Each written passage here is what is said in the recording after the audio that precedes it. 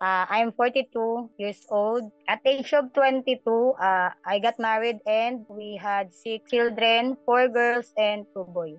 Thank you to International Needs, and me and my family became closer to God and know more about Jesus, and it strengthened my family, especially to me, to my husband, and to my children. I always teaching them that we need God in our lives, not the material things, but I believe we need God.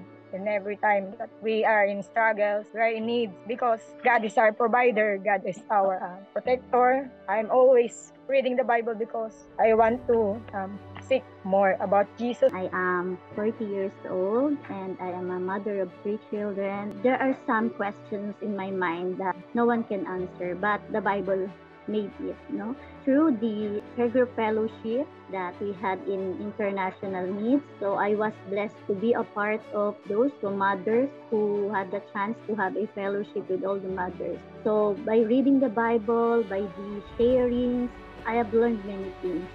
I have learned many things that I do share with my children. My eldest used to be a part of a music ministry. My daughter is a worship leader. Sometimes they are the ones who is reminding me that God is there.